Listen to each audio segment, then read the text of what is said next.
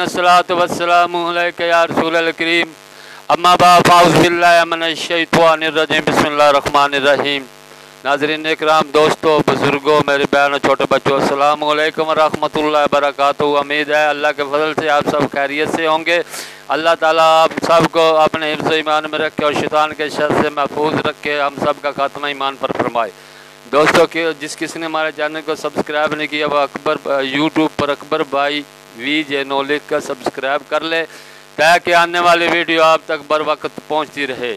आज की वीडियो का बयान है कसम तोड़ना बेहतर हो तो कसम तोड़े और कफारा अदा करे।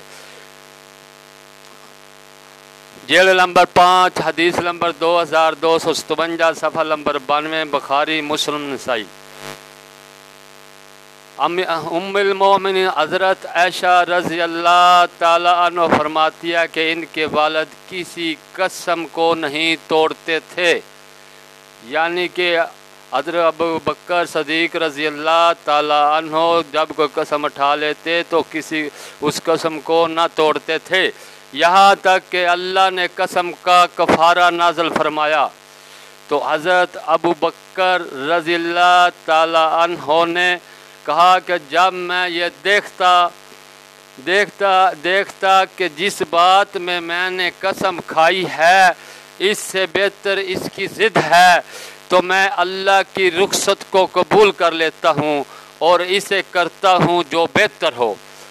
कसम का कफ़ारा अल्लाह पाक ने कुरान पाक में जो दिया है वो 10 मस्कीनों का खाना, 10 मस्कीनों को खाना खिलाना, या 10 को कपड़े देना, या ये ना हो सके तो 3 रोज़े रखना, अगर ये भी ना हो सके 1 गर्दन आज़ाद कराना।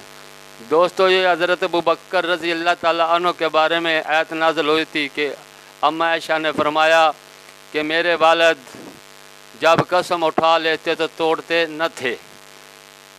जब ये मामला हुआ तो अल्लाह पाक ने इसका कफ़ारा कुरान पाक में बयान किया।